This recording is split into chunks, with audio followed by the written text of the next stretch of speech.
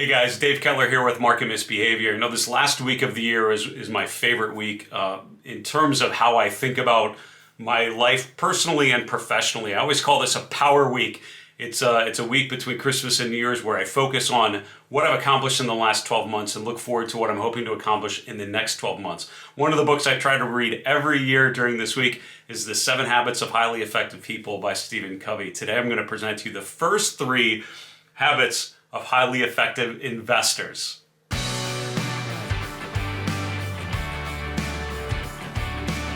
So it's so hard to back away from the flickering ticks of the market environment and get away from looking at hundreds and hundreds of charts every day, which is how I spend a lot of my time, and just think about the big picture, particularly when you think about your own development, personal development, professional development.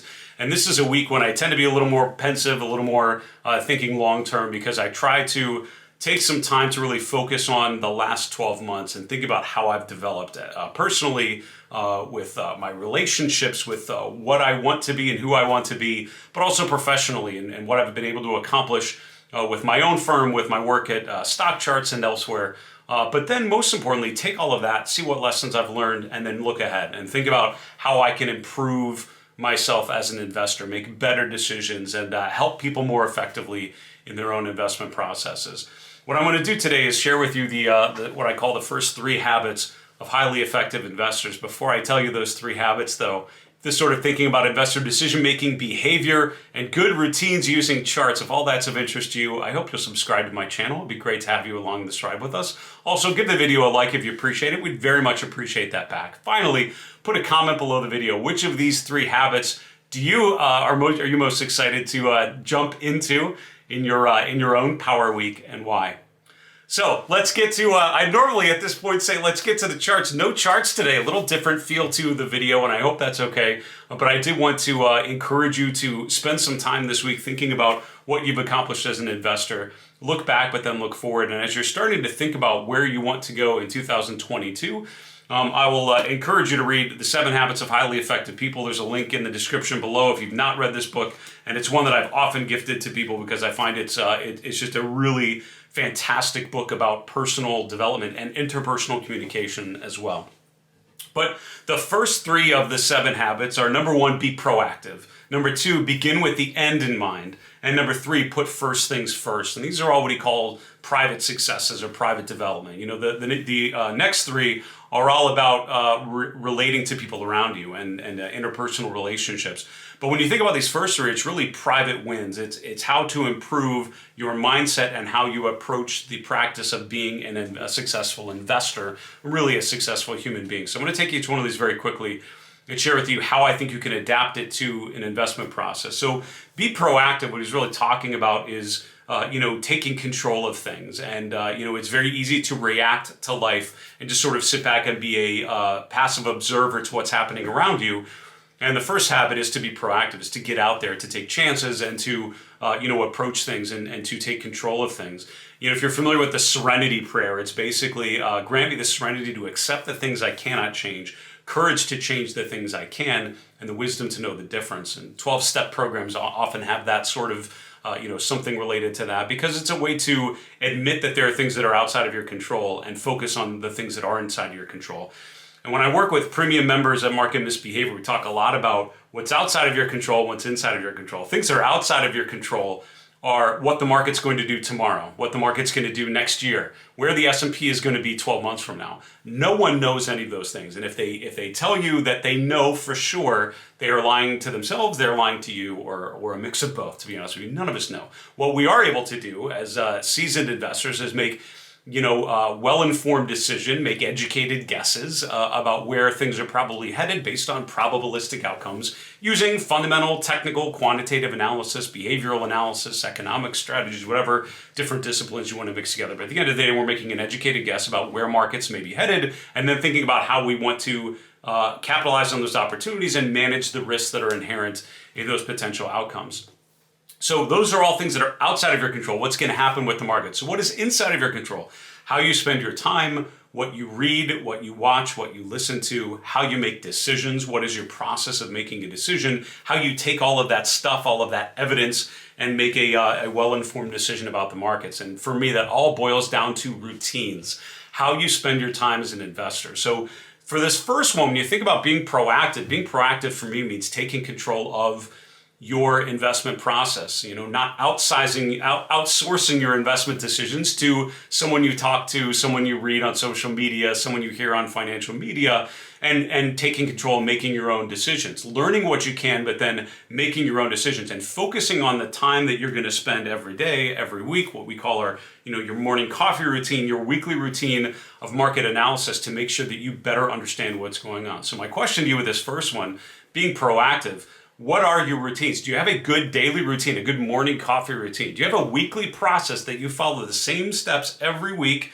that allows you to better understand the market? Now, I've talked on my channel a lot this year about my different routines. I have a morning coffee routine, the same set of things that I look at every morning. I start on the tab on the left, and I have about 15 Chrome tabs that I go left to right, and I do the same process every morning. And that allows me to have a pretty consistent understanding and market awareness of what's going on around me. I also have a weekly process. It starts every week on Thursdays, finishes on Mondays, and I have to structure that way just given what I do for Market Misbehavior premium members and for StockCharts.com. But at the end of the day, what is your process? Where's your time every week where you take a step back and focus on how the markets are evolving? And if you don't have a good answer for those two questions, that is what I would encourage you to start with. Be proactive. The second habit is begin with the end in mind. And in the book, Covey talks about basically that, to focus on your goals, to be a goal-oriented individual and not just a process-oriented. If you focus too much on process and not a lot on goals, you end up churning wheels, you end up treading water, you end up doing stuff, but not the stuff that's actually going to help you get where you want to go. And so that second habit is really thinking about where you want to head, and beginning with that end goal in mind. The analogy that I think is great to describe the second habit is a ladder, right? If you're climbing up a ladder and you're focusing on each hand where you're putting it and stepping and stepping and stepping, that's fine. But is the ladder leaning against the thing it should be, right? Are you climbing up the right tree or the right whatever it is? And this second habit, begin with the end in mind, is let's think first about the big picture. Where do you want to be headed? And then think about where the ladder needs to go, so when you're climbing it, that you're actually making the progress that you want to. There's so many times in life, particularly as investors, we get caught in bad habits, things that you tend to do for no real great reason. I bet if you think about how you've spent your time over the last 7 days, forget about the holiday if that was in the middle of that, but thinking about the last week or two, how did you spend your time? I bet you can find something where you were more distracted, where you're doing things that, maybe some sort of busy work type of thing that really didn't help you get to where you want to go, right? And the goal here is to eliminate some of those things, minimize some of those things, and focus on what are your goals as an investor? So my question for you, begin with the end in mind, is what is your end? What is your end game for 2022? What are your goals? Is it improving on performance that may have been more challenged in 2021? Is it to focus more on a particular part of your investment process that you found you struggled with this year? I think for me, given the strength that we've seen, given all the potential challenges next year with the Fed changing policy and all of the potential issues, I certainly want to focus a little more on risk management. I think this year what ended up being sort of a long and strong, stay invested in things that are working type of market with some major hiccups along the way. But I think 2022, we're most likely going to see elevated volatility, certainly plenty of uncertainty. And for me, that means thinking about risk management. And, for me, I'm going to think about how I want to spend some time to better equip myself to manage risk in the new year. The third habit is to put first things first, and that completes our sort of private win portion of the 7 habits that he talks about in the book. And put first things first is basically all about prioritization, right? Think about where you want to head. You agree to be proactive. You then think about where you want to go. What's the end goal that you're aiming for?